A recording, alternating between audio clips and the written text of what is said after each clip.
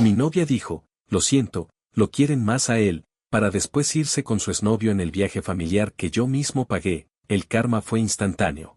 Antes de que yo apareciera en la vida de Michelle, ella estuvo en una relación de 5 años con Pablo. No era cualquier relación. Vivieron juntos durante un tiempo, compartían amigos, rutinas, planes, y estaban a punto de casarse. Ya tenían fecha, invitaciones enviadas, todo prácticamente listo. El problema fue cómo terminó todo. Días antes de la boda, durante la despedida de soltero de Pablo, él le fue infiel. No fue un rumor ni algo ambiguo. Hubo pruebas claras, gente que estuvo ahí, mensajes, todo. Michelle se enteró casi de inmediato, y lo que debía ser uno de los momentos más importantes de su vida se convirtió en una humillación pública. Ella quedó completamente destrozada. Cuando me lo contó tiempo después, no lo hizo llorando, pero sí con una frialdad que decía más que cualquier lágrima. Me explicó que lo peor no fue solo la infidelidad, sino la sensación de que todo lo que había construido durante 5 años se había caído en cuestión de horas. Pablo, por su parte, desapareció. No intentó pelear por la relación de forma real. Dio algunas explicaciones vagas, pidió perdón de forma superficial y luego se alejó. Al menos eso fue lo que Michelle me contó. Hasta ahí, la historia parecía bastante clara. Una relación larga, una traición, una ruptura definitiva. El problema real vino después. La familia de Michelle nunca terminó de soltar a Pablo. Y cuando digo nunca, es literal. Para ellos, Pablo no era solo el ex. Era casi como un miembro permanente de la familia. Lo admiraban, lo respetaban y, en cierto modo, lo justificaban. Pablo es médico cirujano. No cualquier médico, sino alguien que, según ellos, tenía una carrera brillante, reconocimiento y un futuro asegurado. Ese detalle, aunque nunca lo dijeron de forma directa al inicio, marcaba una diferencia constante en cómo lo veían a él y a cualquiera que viniera después. Incluyéndome. Recuerdo perfectamente la primera vez que conviví con la familia de Michelle. Fue en una comida bastante sencilla, nada especial en teoría. Yo iba nervioso, como cualquiera en esa situación, pero también confiado. Michelle me había dicho que, aunque su familia era un poco intensa, ella pondría límites si era necesario. Al principio todo fue cordial. Preguntas típicas, a qué me dedicaba, cuánto tiempo llevaba con Michelle, cómo nos conocimos. Yo trabajo en una agencia de viajes. No es algo que me avergüence, al contrario, me gusta lo que hago. Organizo itinerarios, coordino paquetes, resuelvo problemas, es un trabajo dinámico, y aunque no es algo que suene impresionante para todos, a mí me ha permitido vivir bien. Pero en cuanto mencioné eso, noté el primer cambio. No fue algo explícito. Fue más bien una mirada entre dos de sus familiares, seguida de un comentario aparentemente inocente de su madre. Ah, interesante. Pablo también viajaba mucho, pero por congresos médicos. No respondí nada. Solo asentí. No quería empezar con tensiones. Michelle, por su parte, intervino de inmediato y cambió el tema. Fue sutil, pero se notaba que ya conocía ese patrón. Esa no fue la única vez. Hubo otra ocasión, unas semanas después, en una reunión familiar más grande. Estábamos conversando sobre planes a futuro, metas, ese tipo de cosas. Uno de sus tíos, sin ningún tipo de filtro, soltó. Bueno, lo importante es que Michelle siempre ha tenido buen gusto. Pablo era un gran partido, y bueno, ya veremos cómo resulta todo ahora. No lo dijo mirándome directamente, pero no hacía falta. El mensaje estaba claro. Antes de que yo pudiera reaccionar, Michelle se giró hacia él y respondió, con un tono firme que no le había escuchado antes. Tío, ya basta. Pablo es pasado. Estoy con Abel ahora, y eso es lo que importa. Hubo un silencio incómodo después de eso. Nadie dijo nada por unos segundos, hasta que alguien cambió de tema. Ese tipo de situaciones se repitieron más de lo que me gustaría admitir.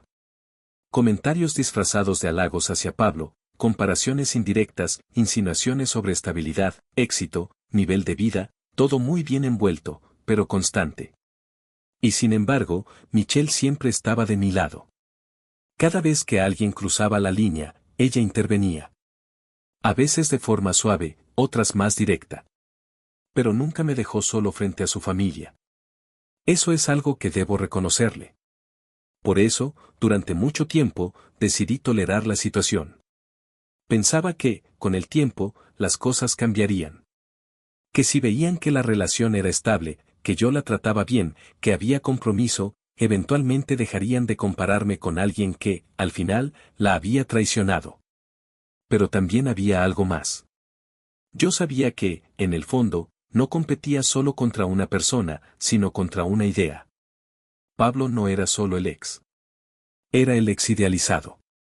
El que tenía una carrera impresionante, el que había cometido un error, el que, según ellos, merecía una segunda oportunidad. Y yo era simplemente el que llegó después. Aún así, decidí hacer algo al respecto. No confrontarlos directamente. No entrar en discusiones. Eso solo habría empeorado las cosas. Mi forma de enfrentarlo fue otra, demostrar, con acciones, que yo también podía estar a la altura. No en términos de profesión, porque eso sería absurdo. No voy a convertirme en médico para impresionar a nadie. Pero sí en términos de compromiso, de estabilidad, de intención real con Michelle. Fue así como surgió la idea del viaje. Michelle y yo llevábamos aproximadamente 10 meses juntos en ese momento. No era poco tiempo, pero tampoco era una relación de años.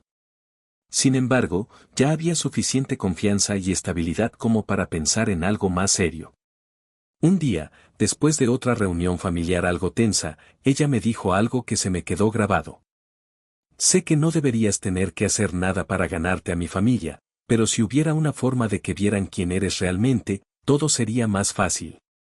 No lo dijo como una exigencia. Más bien como una mezcla de frustración y esperanza. Y fue ahí donde conecté las piezas. Yo trabajo en una agencia de viajes. Tengo acceso a contactos, descuentos, paquetes especiales y, sobre todo, sé cómo organizar experiencias que realmente marcan la diferencia.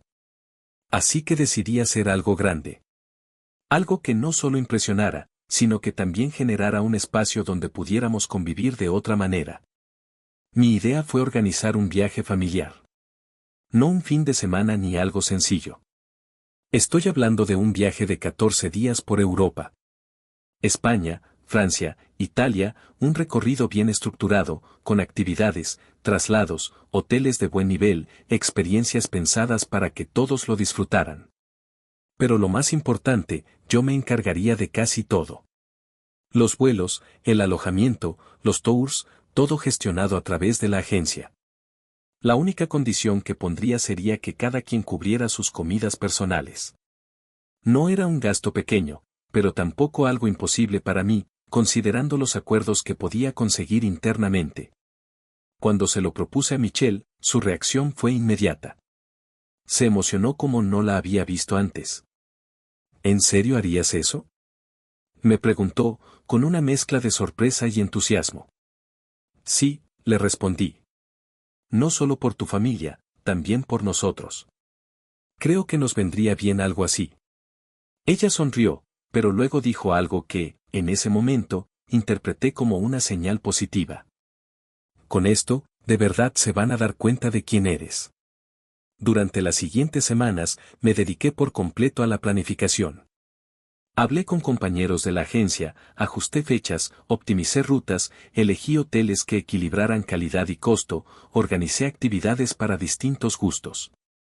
Quería que todo saliera perfecto. No solo porque era importante para mí, sino porque, de alguna forma, sentía que esto era una oportunidad de cambiar la narrativa. De dejar de ser el reemplazo y convertirme en alguien que realmente formaba parte de ese entorno. Cuando finalmente presentamos la idea a su familia, la reacción fue interesante. Al principio, sorpresa. Luego, entusiasmo. Y, por último, algo que no supe identificar del todo en ese momento. Su madre fue la primera en hablar. Es muy generoso de tu parte, Abel. Su padre asintió, pero no dijo mucho. Algunos de sus tíos comenzaron a hacer preguntas sobre el itinerario, los lugares, los hoteles. Todo parecía ir bien. Hasta que uno de sus primos comentó, casi como si fuera una reflexión en voz alta. Pablo también quería llevarnos a Europa alguna vez, pero nunca se dio. Nadie lo reprendió. Nadie dijo nada. Y, por primera vez, noté que Michelle no respondió de inmediato. Solo sonrió, pero fue una sonrisa distinta. Aún así, el plan siguió adelante. Las fechas se fijaron. Los boletos se confirmaron. Todo estaba listo para lo que, en teoría, sería el viaje que cambiaría la percepción de su familia sobre mí. En ese momento, honestamente, pensé que estaba haciendo lo correcto. Después de esa reunión donde presentamos el viaje, algo cambió. No fue inmediato ni exagerado, pero sí lo suficientemente evidente como para notarlo.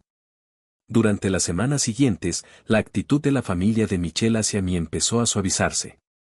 Comenzaron a escribirme directamente para preguntar detalles del itinerario. Querían saber qué ciudades visitaríamos primero, cuánto tiempo estaríamos en cada lugar, si habría actividades guiadas o tiempo libre. Preguntas normales, pero el simple hecho de que vinieran a mí, en lugar de preguntarle todo a Michelle, ya marcaba una diferencia. Recuerdo una tarde en particular en la que estábamos revisando el plan con varios de sus familiares en la sala de su casa. Yo llevaba todo organizado, horarios, reservas, contactos, incluso recomendaciones de restaurantes y lugares opcionales. Mientras explicaba el recorrido por Italia, uno de sus tíos me interrumpió, pero esta vez no fue con un comentario incómodo. Oye, esto está bastante bien armado, dijo, revisando el documento. Se nota que sabes lo que haces. No fue un elogio exagerado, pero viniendo de él, fue significativo. Michelle me miró en ese momento, como si quisiera decir ves. No dijo nada, pero su expresión lo decía todo. Ese tipo de interacciones comenzaron a repetirse. Su madre empezó a tratarme con más cercanía. Ya no había ese tono distante o evaluador en cada conversación. Incluso en una ocasión me preguntó directamente cómo funcionaba mi trabajo, algo que antes nunca había mostrado interés en saber. Pero el cambio más claro vino de su tía. Ella había sido, desde el inicio, una de las personas más críticas. Siempre tenía algún comentario indirecto, alguna comparación disfrazada de consejo. Sin embargo, unas 2 semanas antes del viaje, se acercó a mí durante una reunión familiar y me pidió hablar a solas. No voy a negar que pensé que sería otra conversación incómoda. Pero no fue así. Abel, me dijo, quiero decirte algo. Su tono era serio, pero no hostil. Creo que te hemos subestimado. No respondí de inmediato. Preferí escuchar.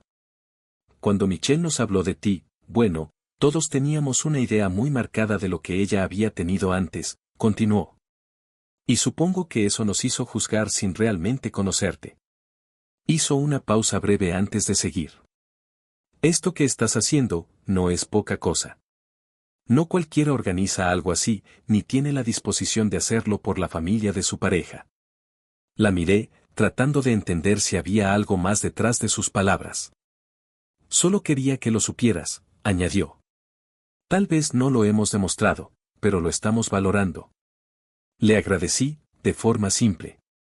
No quise hacerlo más grande de lo necesario. Pero esa conversación me dejó algo claro, las cosas estaban cambiando. No de forma perfecta, ni completa, pero sí lo suficiente como para darme cierta tranquilidad. Durante esos días, Michelle también parecía más relajada. Te lo dije, me comentó una noche. Solo necesitaban verte de otra forma. Yo asentí, aunque en el fondo sabía que no era tan simple. Las percepciones no cambian de la noche a la mañana, pero al menos parecía que íbamos en la dirección correcta. Conforme se acercaba la fecha del viaje, todo giraba alrededor de eso. Confirmaciones, listas, recordatorios, ajustes de último momento, era un proceso constante, pero lo tenía bajo control. Mi compañero de la agencia, Daniel, fue clave en todo esto. Él me ayudó a asegurar que cada detalle estuviera cubierto. Hermano, si esto sale bien, te van a adoptar, me dijo en tono medio en broma una vez. Yo me reí, pero en parte esperaba que tuviera razón. La noche antes del viaje fue particularmente intensa. Había tenido un día pesado en el trabajo. Últimos pendientes, confirmaciones finales, llamadas, todo lo que normalmente se acumula antes de un proyecto importante. Llegué a casa bastante tarde, cansado, pero con esa sensación de haber cerrado todo correctamente. Michelle estaba ahí. Ya tenía casi todo listo. ¿Listo para mañana?, me preguntó. Sí, pero muerto de sueño, le respondí. Ella sonrió ligeramente. Entonces duerme. Yo termino de alistar unas cosas. Antes de acostarme, le dije algo que, en retrospectiva, se quedó demasiado grabado en mi cabeza. Oye, despiértame temprano, por favor. Ya sabes que tengo el sueño pesado. Sí, no te preocupes, respondió. Yo me encargo. No dudé de eso ni un segundo. Nos acostamos, y prácticamente me quedé dormido de inmediato. Lo siguiente que recuerdo, es silencio. Abrí los ojos lentamente. La habitación estaba iluminada por la luz del día. Por un momento, no entendí qué estaba pasando. Tomé mi celular. 8:03 de la mañana. Mi vuelo salía a las 8 de la mañana. Sentí como el cuerpo se me tensó de golpe. Me levanté casi de un salto. No, no, no, no. Busqué a Michelle en la habitación. No estaba. Pensé que tal vez estaba en otra parte del departamento. La llamé, pero no escuché ningún sonido cercano. Fue entonces cuando algo empezó a sentirse mal. Regresé a la cama, tomé mi celular otra vez y revisé mis mensajes. Nada. Ni una llamada perdida. Ni un mensaje. Nada. En ese momento, el pánico empezó a mezclarse con otra cosa, algo más difícil de describir. Fui directamente a revisar la aplicación donde tenía todos los boletos. Y ahí fue cuando todo terminó de romperse. Los boletos no estaban. No era un error visual. No era que no cargaran. Simplemente no estaban. Mi primera reacción fue pensar que algo había fallado en el sistema. Mi segunda, fue marcarle a Michelle. Contestó después de varios tonos. Bueno, dijo. Su voz era tranquila. Demasiado tranquila. ¿Qué está pasando?, pregunté, sin poder ocultar la tensión. ¿Dónde estás? ¿Por qué no me despertaste? Perdí el vuelo. Hubo un breve silencio al otro lado de la línea. Sí, sobre eso, respondió. Ese tono. Frío. Distante. No era el mismo de la noche anterior.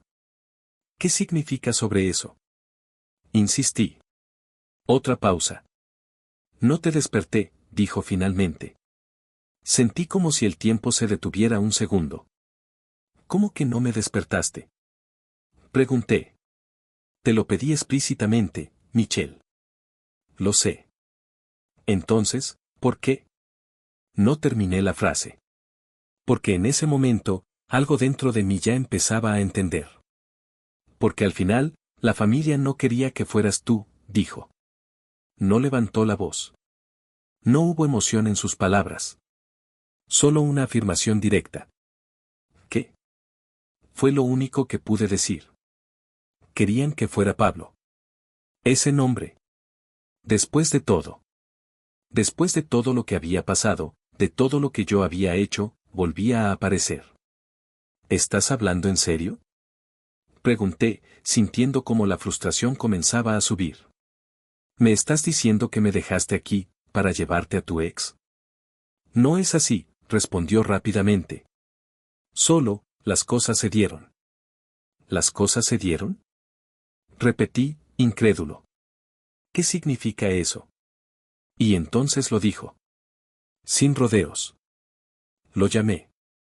Sentí un vacío inmediato en el estómago. ¿Lo llamaste? Sí. ¿Y él qué? Aceptó. No supe qué decir durante unos segundos. ¿Cuándo pasó esto?, pregunté finalmente. Hace unos días. Eso fue lo que terminó de encajar todo. Las actitudes. Los silencios. Esa sonrisa que no respondió el comentario de su primo. Todo. ¿Y no pensabas decirme? Pregunté, ahora con un tono más bajo, más contenido. No sabía cómo. ¿No sabías cómo? Repetí. Michelle, organicé todo este viaje. Todo. ¿Y tu solución fue, no despertarme? Hubo un silencio más largo esta vez. Y entonces dijo la frase que, honestamente, todavía no logro procesar del todo. Lo siento, lo quieren más a él. Así, sin más. Como si eso lo explicara todo. Como si fuera suficiente. Antes de que pudiera responder, colgó. Me quedé mirando el teléfono, sin moverme. No sé cuánto tiempo pasó. 1 minuto, tal vez 2. Luego reaccioné. Llamé a Daniel, mi compañero de la agencia. Contestó casi de inmediato. ¿Qué pasó? ¿Ya estás en el aeropuerto? No, respondí. Necesito que revises algo ahora mismo. Le expliqué rápidamente la situación. Hubo unos segundos de silencio mientras él verificaba. A ver, dame un segundo, dijo. Se escuchaban teclas de fondo. Sí, aquí está todo, continuó. Los boletos fueron utilizados. Todos. Sentí un golpe seco en el pecho. ¿Todos? Sí. El sistema los marca como abordados. Pensé que tú ibas con ellos. Cerré los ojos por un momento. No, dije finalmente. No fui. ¿Qué? No le di más detalles en ese momento. Colgué. Y volví a marcarle a Michelle. Tardó más en contestar esta vez. ¿Qué quieres ahora? Dijo. Ese tono ya no tenía nada de neutral. Quiero que me expliques todo, respondí. Bien. No hay mucho que explicar.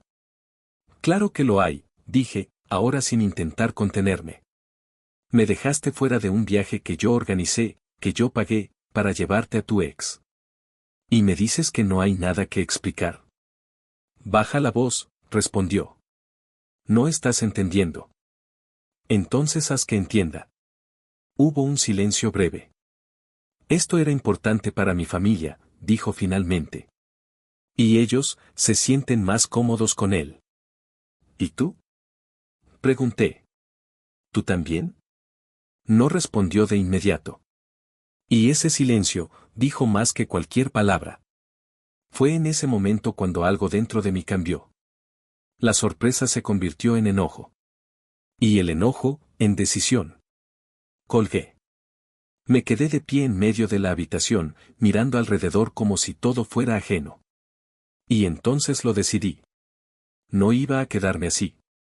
No después de esto. Iba a hacer algo al respecto. Tenía claro algo, ese viaje no iba a desarrollarse como si nada hubiera pasado. Tomé el teléfono y llamé a Marco, mi colega en Italia. Él era quien se encargaría de recibirlos en el aeropuerto y coordinar todo allá, transporte, llegada al hotel, primeros tours, básicamente, el enlace entre lo que yo había planeado y lo que iba a ocurrir en destino. ¿Abel? Respondió. Estoy listo por aquí. El vuelo aterriza en unas horas. ¿Todo bien? No, le dije directamente. Nada está bien. Le conté todo. Sin adornos, sin pausas innecesarias. Le expliqué que no me despertaron, que me dejaron fuera, que llevaron a Pablo en mi lugar. Hubo un silencio pesado al otro lado. No puede ser, dijo finalmente. Sí puede. Y pasó. ¿Y qué quieres hacer? Cancela todo, respondí. Tours, hoteles, transporte, todo lo que se pueda. Puedo hacerlo, dijo. Pero. Se quedó en silencio unos segundos. Pero no lo veo suficiente. ¿A qué te refieres? A que eso solo les arruina el plan, explicó. Pero después de lo que hicieron, no sé, se siente corto. No respondí. Escucha, continuó. Déjame recibirlos. Ver cómo está todo. Y luego te llamo. Acepté. Colgamos. Pasaron unas horas. No hice mucho durante ese tiempo. Solo esperaba. Hasta que finalmente, el teléfono sonó. Ya aterrizaron, dijo Marco. Sí. Estoy con ellos. ¿Cómo que estás con ellos? Te explico después. Te voy a hacer videollamada. No hables. Solo observa. La llamada cambió a video. La imagen no era perfecta. Se veía desde un ángulo parcial, como si el teléfono estuviera oculto en el bolsillo de su camisa. Pero era suficiente. Reconocí el aeropuerto. Y luego, uno por uno, a ellos. La familia de Michelle. Todos estaban ahí. Su madre, su padre, sus tíos, y finalmente, Pablo. Caminaba con ellos con total naturalidad. Como si ese lugar le correspondiera. Como si siempre hubiera sido parte del plan. Sentí algo en el pecho, pero no aparté la vista. Escuché la voz de Marco, actuando con total normalidad. Por aquí, por favor. Ya tengo todo listo. Los guió hacia la zona de equipaje. Ahí fue donde todo empezó a tomar otra forma. La cámara captó fragmentos, maletas bajando, gente esperando, conversaciones casuales. Pero entonces, algo cambió. Marco se acercó a un conjunto de maletas que claramente pertenecían al grupo. Las reconocí porque yo mismo había ayudado a etiquetarlas en el sistema. Con naturalidad, comenzó a moverlas, como si estuviera organizando el transporte. Nadie sospechó nada. En ese momento, la cámara se inclinó un poco más, como si él estuviera haciendo algo más específico. Después me lo explicaría, pero en ese instante yo solo veía fragmentos. Abrió una de las maletas. Una pequeña. Discreta. Dentro había ropa, y algo más. Una carpeta. La abrió rápidamente. Y ahí estaban. Pasaportes. Documentos. Todos. La documentación de toda la familia estaba concentrada ahí. No distribuida. No asegurada individualmente. Todo en un solo lugar. Marco cerró la carpeta con calma. Miró alrededor. Nadie estaba prestando atención. En ese momento, tomó una decisión. Sacó los documentos. Todos. Y los guardó en otra bolsa que llevaba consigo. La maleta quedó igual. Cerrada. Con ropa. Pero sin lo más importante. Después de eso, continuó como si nada hubiera pasado. Vamos saliendo, dijo en voz alta. El grupo lo siguió sin sospechar. Ya en el exterior, los dirigió hacia la van. Uno a uno fueron subiendo. Se escuchaban comentarios normales. ¿Qué calor hace? El vuelo fue pesado. Pero ya estamos aquí. Nadie sabía lo que acababa de pasar. Marco subió al final. La puerta se cerró. El motor arrancó. Durante los primeros minutos, todo parecía completamente normal. Conversaciones ligeras. Expectativas sobre el viaje. Incluso algunos comentarios positivos. La organización está muy bien, dijo la madre de Michelle. Sí, todo muy claro, añadió otro. Esa frase volvió a golpear. Porque sí. Todo estaba bien organizado. Por mí. Pero yo no estaba ahí. En cambio, Pablo sí. Y nadie parecía tener problema con eso. Después de unos minutos, la van cambió de ruta. Vamos a hacer una parada rápida, dijo Marco. Es un control de rutina. Nadie cuestionó. Era creíble. La van se detuvo en una zona de revisión. Un par de oficiales se acercaron. Marco bajó primero. La cámara captó parcialmente la escena. Conversó con ellos en italiano. Su tono era serio. Controlado. No entendí todo en ese momento, pero luego supe exactamente lo que dijo. Creo que son inmigrantes ilegales. Me tiene amenazado. Fue suficiente. Uno de los oficiales se acercó a la puerta de la van y la abrió. Documenti, per favore. El tono cambió de inmediato. Dentro, el ambiente se congeló. ¿Qué pasa?, preguntó alguien. Solo es una revisión, dijo Marco, manteniendo el papel. Pero ya no era una simple revisión. Uno a uno, comenzaron a pedir documentos. Pasaportes. Identificaciones.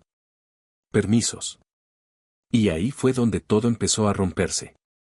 Un momento, dijo la madre de Michelle. Están en la maleta. Sí, todos los pusimos juntos, añadió alguien más.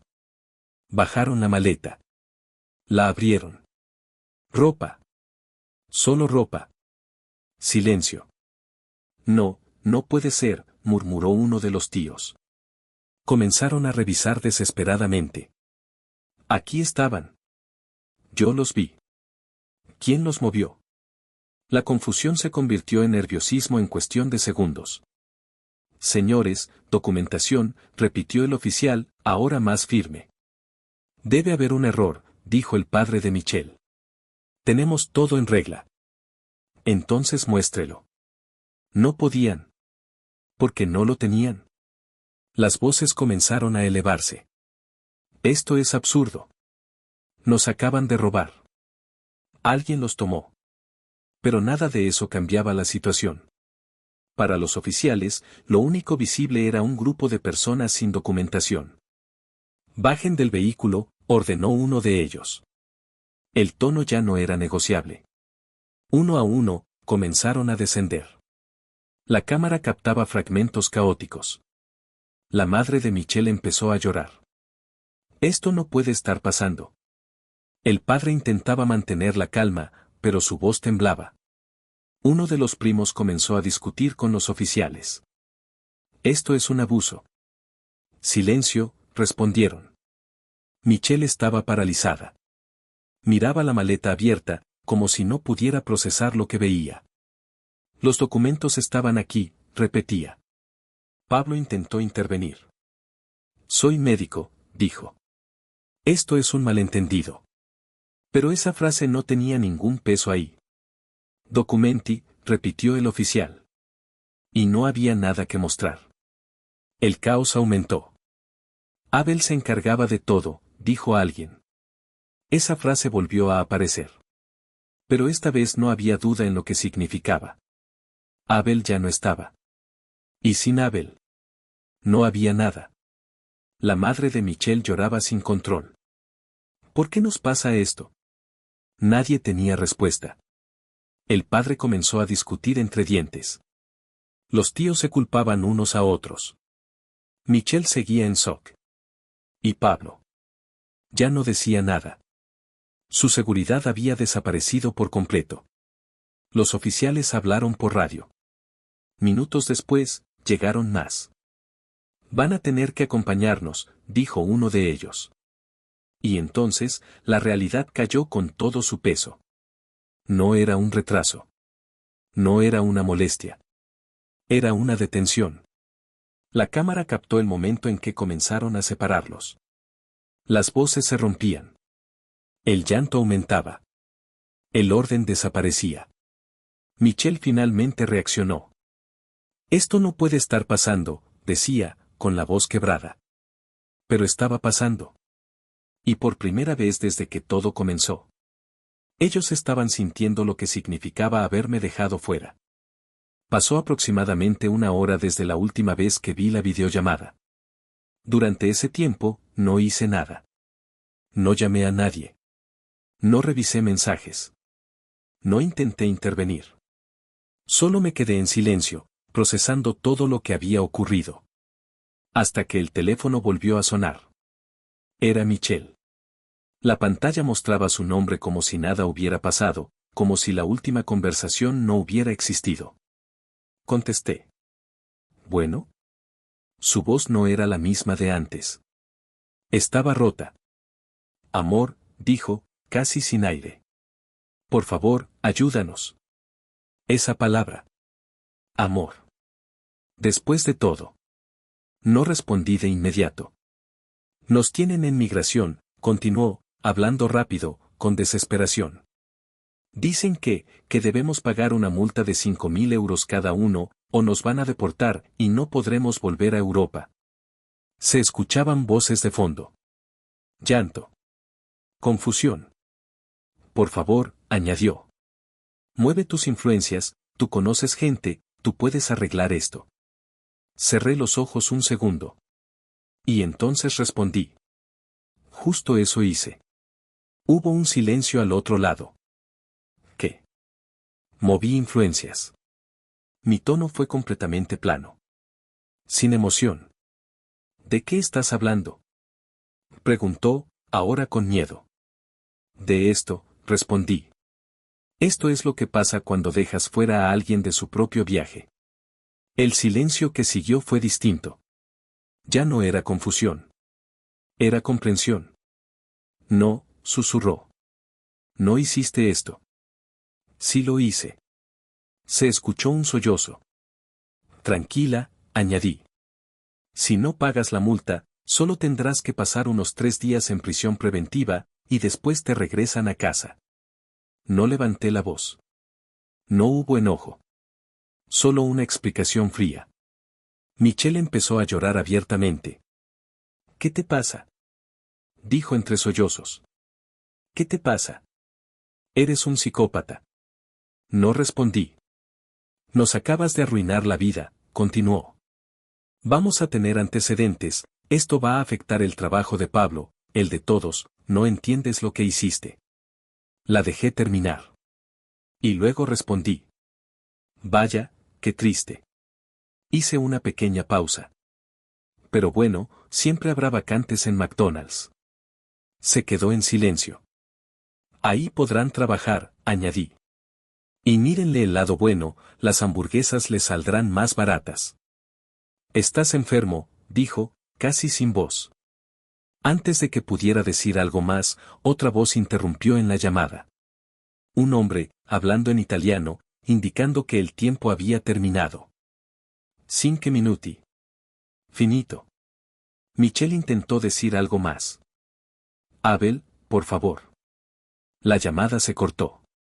Y esta vez, no volvió. Horas después, recibí otra llamada. Número desconocido. Contesté. Sí. Abel, dijo una voz masculina. Soy Marco. Dime. Solo para que lo sepas, continuó. Confirmé algo. ¿Qué cosa? En los rayos X del aeropuerto, se veía claramente que esa maleta tenía documentos. No dije nada. Ya lo intuía, añadió. Mucha gente comete ese error, poner todo en un solo lugar. Hizo una pausa breve. Solo quería que lo supieras. Lo sé, respondí. Colgamos. No volvimos a hablar de eso. 3 semanas después, todo terminó de cerrarse. O al menos, eso creí. Era un día normal. Estaba en casa, intentando retomar la rutina. Hasta que tocaron la puerta. Fuerte. Insistente. No era una visita casual. Me acerqué y miré por la mirilla. Y ahí estaban. La familia de Michelle. Varios de ellos. Sus padres. Algunos tíos. Primos. No todos, pero suficientes. Abrí la puerta lo justo. ¿Qué quieren?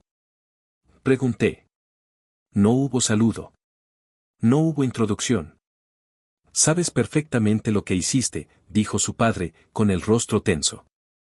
No tengo idea de qué hablas, respondí. No te hagas el idiota. Intervino uno de los primos, dando un paso al frente.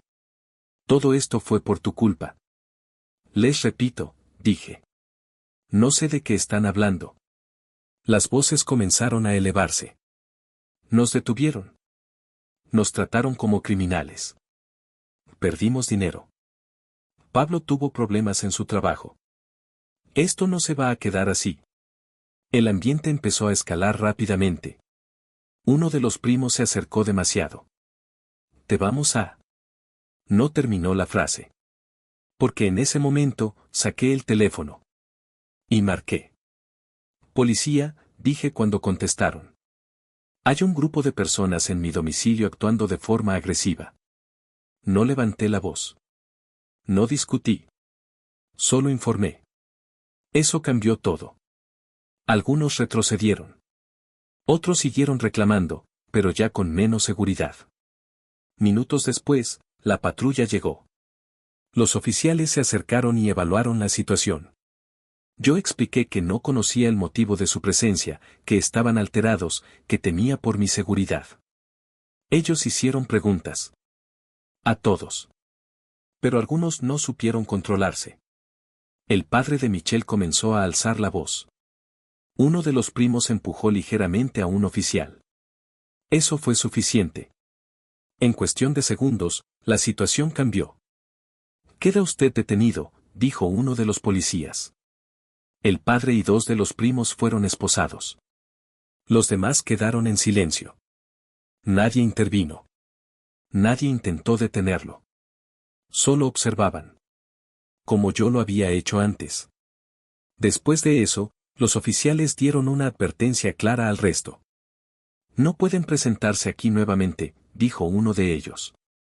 «Si lo hacen, habrá consecuencias legales». También se emitió una orden de alejamiento. Formal. Registrada. Sin margen de interpretación. Poco a poco, se fueron. Sin gritos. Sin amenazas. Sin mirarme siquiera. La puerta se cerró. Y por primera vez desde que todo comenzó. Hubo silencio real. No sé si lo que hice fue correcto. No sé si alguien lo consideraría justo. Pero sí sé algo. Ese día entendí que hay cosas que no se arreglan hablando. Y que, a veces, las consecuencias llegan exactamente en la forma en que las provocas.